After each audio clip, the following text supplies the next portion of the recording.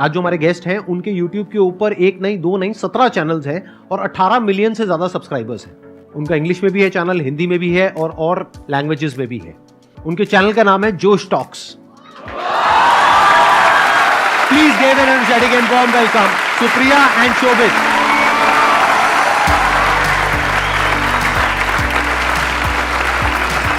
Hi, hello, how are you doing? Fantastic.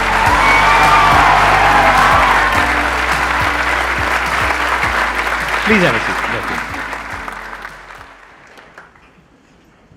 कितने लोग हैं आप में से जिन्होंने जोश टॉक्स की वीडियोस देखी हैं? सबने देखी है, ऐसा कोई नहीं होगा जिसने नहीं देखी होगी। हाँ। लेकिन एक और इंटरेस्टिंग बात, कितने लोगों ने इनको आज से पहले देखा है? एक ने। तो आज आप देखने वाले हैं और समझने वाले हैं कि जोश टॉक्स के पीछे की जो टीम है, यानी कि जो फाउंडर्स हैं, उनकी क्या विजन थी कि जिस वजह से जोश टॉक्स इस लेवल पे पहुंच पाया जिस लेवल पे आज है।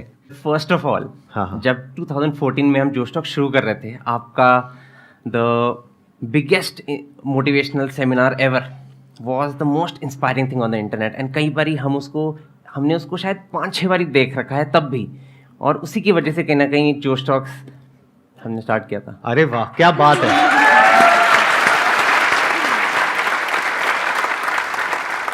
और आप दोनों कैसे मिले?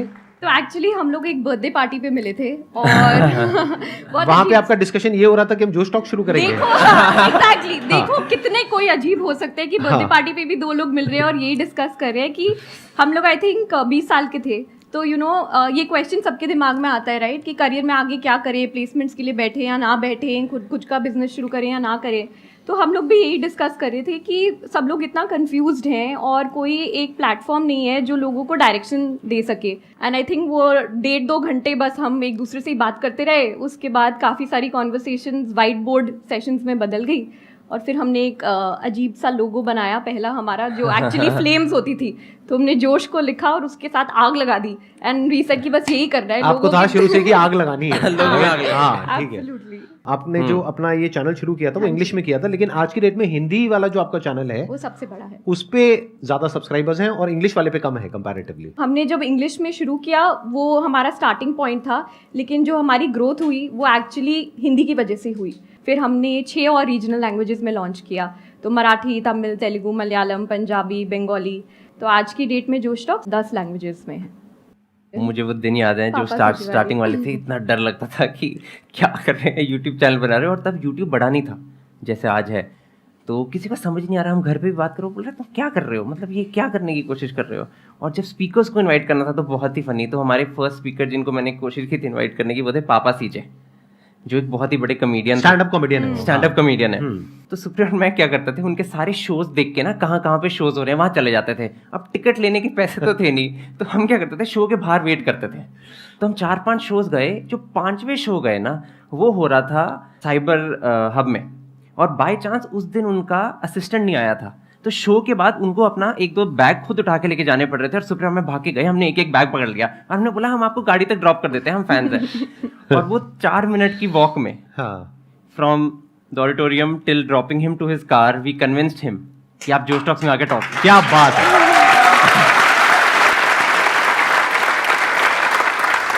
लेकिन ये प्रॉब्लम यहाँ पे सॉल्व नहीं होती है क्योंकि उस टाइम पे आपके पास में जगह भी नहीं होगी, ऑफिस भी नहीं होगा, तब तक आपको फंडिंग भी नहीं मिली थी आई थिंक, राइट? तो फिर आपने कैसे किया, मैनेज कैसे किया? स्टूडियो, कैमरा सेटअप, ये सब रेंट पे लिया, कैसे किया?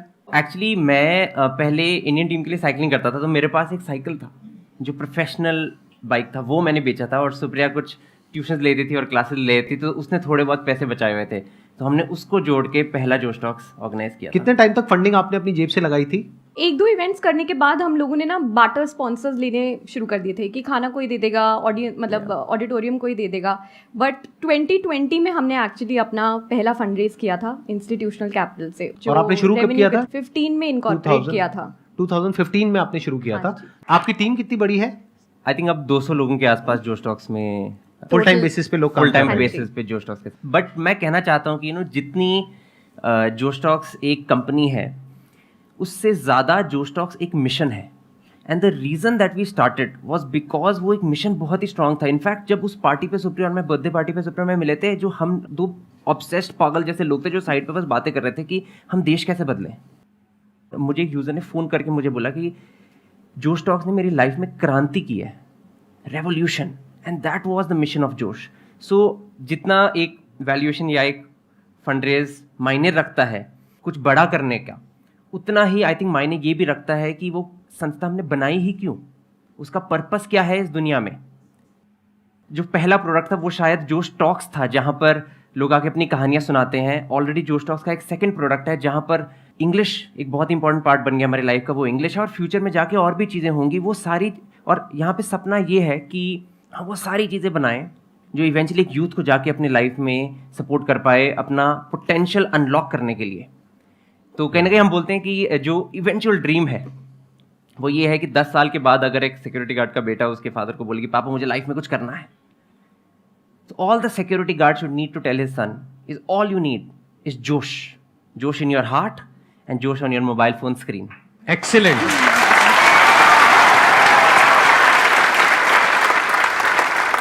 Q&A सेशन शुरू करते हैं।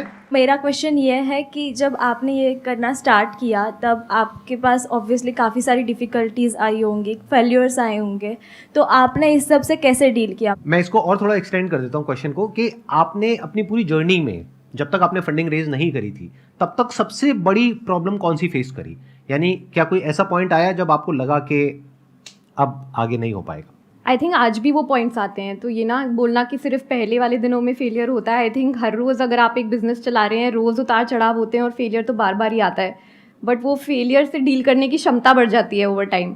बट जो पहला आई थिंक हमारा जो फेलियर था ना, जिसमें मतलब रोने निकल गए थे, वो था जब हम लोग लीप कर रहे थे 2016 में जो त्यागराज स्टेडियम में था। हमें ना कोई ढंग के स्पॉन्सर्स मिल नहीं रहे थे, एंड जो स्पॉन्सर्स थे वो उन्होंने बैकआउट कर लिया 2-3 हफ्ते पहले, और हमारा पूरा इवेंट का लगभग खर्चा था 35-40 लाख रुपए। हमारे बैंक अकाउंट में शायद बचे थे 8 लाख रुपए। हमारे पास प्रोडक्शन वाले को देने तक के पैसे नहीं थे। तब हमने एक हफ्ते पहले तक हम सोच रहे थे कि चलो इसको कैंसिल करते हैं। फिर हमारे एक दोस्त हैं, हम उनको ब्रेकफास्ट पे मिले, उन्होंने बोला कुछ भी हो जाए ये इवेंट तो करना ही करना है। फिर हमने काफ़ी इंटरेस्टिंग चीज़ें करी, बट बेसिकली हमने क्या किया कि चलो स्पॉन्सर्स नहीं आ रहे तो खाने का मेला लगा देते हैं, लोगों को फूड स्टॉल्स बेचते हैं। 60-70 फूड स्टॉल लगे हुए थे, बिकॉज हम लोग 20-20, 40-40 हज़ार जुटा के वो कॉस्ट पूरी करने की कोशिश कर रहे थे।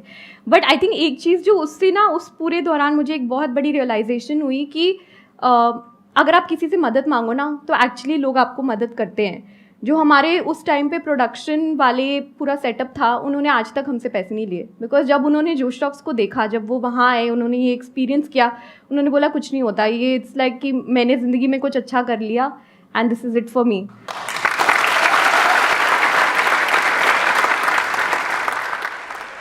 मैम मैं आप दोनों से यही चीज़ पूछना चाहता हूँ, लाइक इतने बड़े लेवल पे आप दोनों काम कर रहे हो, आप दोनों के बीच में कभी ना कभी क्लैश तो हुआ होगा, लाइक कभी ना कभी अभी आते हुए भी हुआ था। क्लैश लाइक फंडिंग यहाँ डालें, फंडिंग यहाँ डालें, या किसी और को बुलाएं, ऐसा कुछ? क्लैशेस तो हर को फाउंडर्स के बीच में होते हैं, क्लैशेस हर तरह की रिलेशनशिप में होते हैं, घर पे भी होते हैं, राइट। बट आई थिंक जब आपका पर्पस आपके उस क्लैश से ज़्यादा बड़ा हो, जब आपको पता है कि आप किसी मिशन पे काम कर रहे हैं, आपको अपना एंड गोल दिख रहा हो कि हम दोनों उसी रास्ते में चल रहे हैं, तो आई थिंक कि आप चीज़ों को रैशनलाइज करना शुरू कर देते हैं। एंड ऐसी काफ़ी सारी सिचुएशंस होती हैं जब हीटेड आर्ग्यूमेंट्स हो जाती है, फिर हम लोग ब्रेक ले देते हैं कि चलो ठीक है 30 मिनट बाद मिलेंगे, थोड़ा ठंडा होके। फिर ज़्यादातर ऐसा ही होता है कि हम लोग दोनों सेम चीज़ ही कह रहे होते हैं, बस वो दूसरे शब्द में कह रहे होते हैं, इसलिए वो लड़ाइयाँ शुरू हो जाती हैं। बट एक बार ही आप उसको थोड़ा ब्रेक डाउन करो, थोड़ा टाइम दो एक दूसरे को और बोलने की वो स्पेस क्रिएट करो, तो अपने आप ही प्रॉब्लम सॉल्व हो जाती है। आपकी सबसे लंबी लड़ाई कब तक चली है? मतलब कितने दिन तक चली है या कितने टाइम तक चली है? ऐसा कभी हुआ आई थिंक वो नियर बाय वाले ऑफिस में हुआ था ना एक बारी। क्या हुआ था? एक बारी लंबी चली एक और ये मैंने देखा है, ये पता है बड़ा मजेदार। आपको एक पॉइंट बताता हूँ, यहाँ पर अभी आपने एक चीज ऑब्जर्व करी होगी, लड़कों को याद नहीं रहता है। मुझे याद ही नहीं रहता। मेरी वाइफ मेरे को कहती है ना, जब मतलब घर पे ऐसा कुछ भी कि भाई ये हुआ था इतने साल पहले, मैंने कहा क्या हुआ था, मेरा भी एक बिल्कुल यही एक्सप्रेशन होता है, क्या हुआ था, कुछ हुआ था, क्या लड़ाई हुई थी, अच्छा, और उसको एग्जैक्ट याद होता है। उसको पूरा वर्ड टू वर्ड पूरी पिक्चर याद है, पूरा वो सारा बता देगी। उस टाइम पे आपने ये कलर के कपड़े पहने थे, ये आपने कहा था, ये फिर ये हुआ था, फिर ये हुआ था, फिर ये हुआ था। मैंने कहा अच्छा जी हुआ होगा, आप कह रहे हो तो सही होगा। हाँ, एनी हाउ आप लोगों ने ऐसा भी कुछ किया होगा कि अपना काम डिवाइड कर रखा होगा, अपना अपना डिपार्टमेंट अलग अलग डिवाइड किया होगा ताकि कॉन्फ्लिक्ट होने के चांसेस ही कम हो। ऐसा कुछ किया आप लोगों ने, या एक ही डिपार्टमेंट को आप दोनों हैंडल करते हैं? हमने ये काफ़ी कोशिश की है कि जो भी हम चला रहे हैं वो सिर्फ हम दोनों पे डिपेंडेंट ना रहे। तो हमारे 6 से 7 कोर टीम मेंबर्स हैं जो डिफरेंट डिपार्टमेंट्स या टीम्स को हैंडल करते हैं। और फिर शोभित और मेरा रोल भी काफ़ी डिवाइडेड है। जैसे मैं बिजनेस को देखती हूँ और फंड रेजिंग, इन्वेस्टर्स एट्सेट्रा, और शोभित प्रोडक्ट संभालता है। ऑल्सो जोश जैसे स्ट्रक्चर वो ये है कि हम 6-7 लोग हैं जो ब्रॉडली जोश टॉक्स को चलाते हैं, और फाइट्स हम सबके बीच में होती है। लाइक हमारी टीम में हर्षदेव, मितुल, शीनब, दर्पण, हम सब लोग हैं जो हर क्वार्टर मिलते हैं और चलाते हैं। और कई बार क्या होता है कि हर्ष का ओपिनियन मेरे से बहुत स्ट्रांग है, तो हमने ये डिसाइड किया है, हमारे कमरे में रूल ये है, जिसका भी सबसे स्ट्रांगेस्ट ओपिनियन है वो जीत रहा है। क्योंकि उस रूम में जो 7 लोग हैं, हम 100% एक दूसरे को ट्रस्ट करते हैं कि we are here to unlock human potential. अगर एक देव का व्यू बहुत स्ट्रांग है कि नहीं शोभित यही करेंगे हम, फिर हम वही करेंगे। डजंट मैटर कि सुप्रिया क्या सोचती है या शोभित क्या सोचता है या हर्ष क्या सोचता है। तो the strongest opinion wins. That's the rule we have created and we get over it. आप दोनों की अपनी जोश टॉक है, इन द सेंस कि मतलब आपने कभी खुद कोई टॉक कंडक्ट करी है अपने प्लेटफॉर्म पे? नहीं, तो अभी आपको तक तो घर का है, क्यों नहीं करते? मतलब घर की खेती है। मेरा होता मैं तो कभी नहीं छोड़ता मैं तो हर टॉक से पहले 5 मिनट के लिए आ जाता। चलो डन, फिर आज हम संदीप सर से प्लीज प्रॉमिस करवा रहे हैं कि सर आके जोश टॉक देंगे।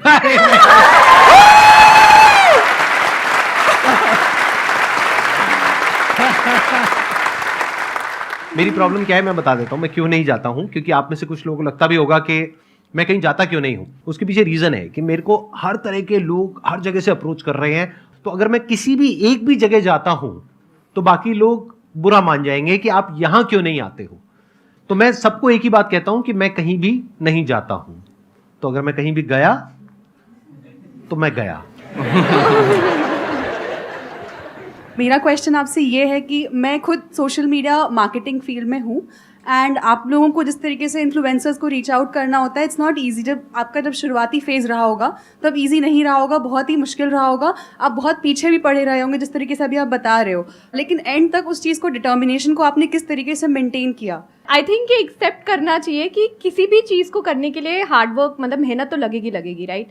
तो ऐसा नहीं है कि पहले हमारे लिए डिफिकल्ट था और आज आसान है, सब लोग आ रहे हैं जोश टॉक्स पे और बहुत इजी हो गया है। पर्सनली जो हमने तब करी थी और जो हम करते आ रहे हैं फॉर इन्विटेशंस और लोगों को लाने के लिए, स्पेशली बिकॉज आपका ये फील्ड है, इसकी आप उन पे ना अटके रहिए, उनके नेटवर्क को मैप करिए। ठीक है कि अगर चलो मैं संदीप जी का एग्जाम्पल देती हूँ, बट अब हमको पता है संदीप जी की वाइफ कौन है, राइट, वो क्या करती हैं, वो कहाँ काम करती हैं, क्या हम उनको रीच आउट कर सकते हैं कि प्लीज़ जब आप घर पे डिनर खा रहे होगे तो एक बारी बोल देना उनको, जोश टॉक्स दे दे। बट ऐसे ही कर करके even from a professional space, अगर आप किसी फेमस सेलिब्रिटी को इनवाइट करना चाहते हैं तो आप उनका पूरा नेटवर्क को मैप करिए और देखिए कौन आपको एक वार्म इंट्रोडक्शन दे सकता है। And the second thing is कि मैं तो बहुत बड़ी बिलीवर हूँ लिंक्डइन और कोल्ड ईमेल्स में। अगर आप बहुत शिद्दत से एक मेल लिखोगे ना जिसमें आप अपनी कहानी लिखोगे और बोलोगे कि मुझे हेल्प की ज़रूरत है, तो सब हेल्प करेंगे। तो आप बस मतलब जुटे रहिए, लिखते रहिए, लोगों को पहुँचते रहिए, और हेल्प चाहिए होगी तो मुझे ईमेल कर देना, मैं भी हेल्प कर दूँगी।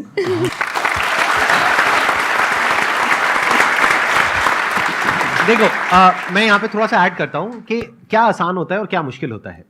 अगर आप प्रैक्टिकली रियलिस्टिकली चलोगे तो सब कुछ आसान है। अब प्रैक्टिकली रियलिस्टिकली चलने का मतलब क्या है कि अगर आज ये किसी को अप्रोच करेंगी, 10 में से 5 लोग हाँ कहेंगे, 10 में से 5 लोग ना कहेंगे। आज अगर आप किसी को अप्रोच करोगे तो 100 में से 1 हाँ कहेगा या कहेगी, 99 ना कहेंगे। अगर ये बात आपको पता है तो बहुत आसान है। 100 ईमेल भेजने में क्या देर लगती है? कितनी देर लगती है मुझे बताओ? एक ही तो ईमेल है, वही तो कंटेंट है, बस उसमें नाम ही तो चेंज हो रहा है।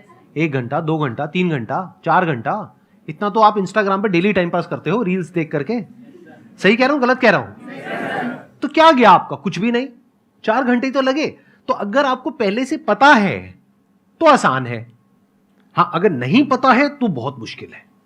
जैसे फॉर एग्जाम्पल आप यहां से दिल्ली से कहीं जा रहे हो, आपको पहले से पता है कि ये जो डिस्टेंस है ये 300 किलोमीटर है, तो बहुत आसान है।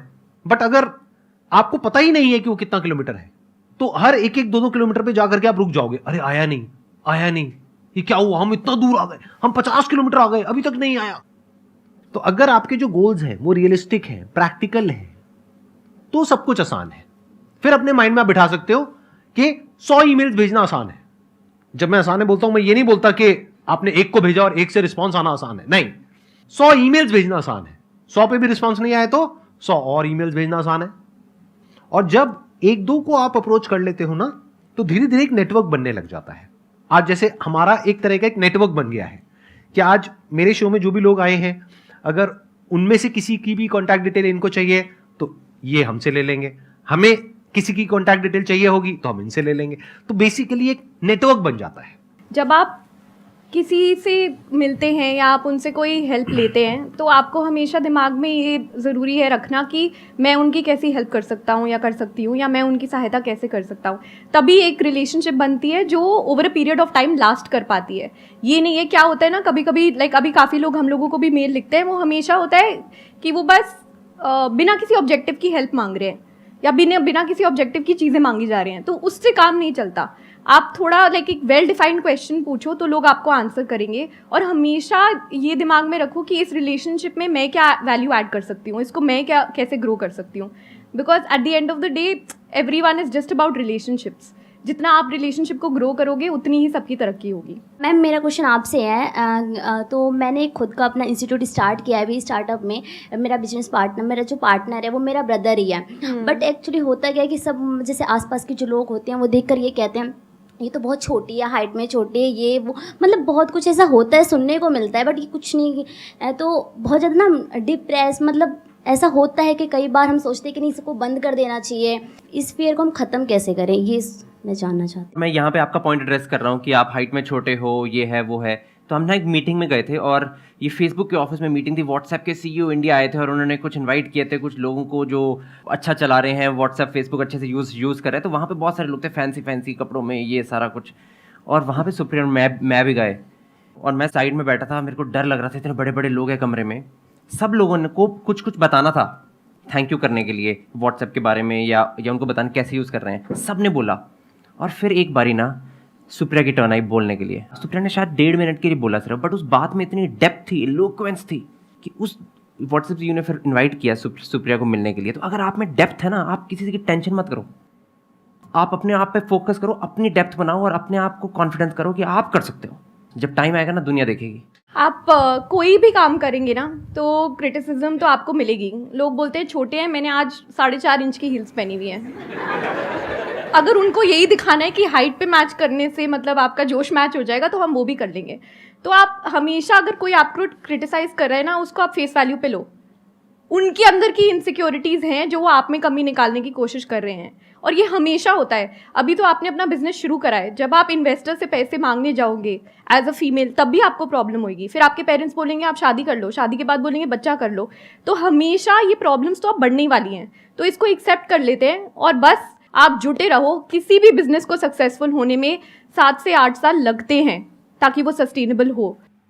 अपने आप में बस बिलीफ रखना है। अगर आपको सेल्फ डाउट हो जाएगा ना तो आप आगे नहीं बढ़ पाओगे। बस जुटे रहो एंड मतलब सब कुछ आसान है।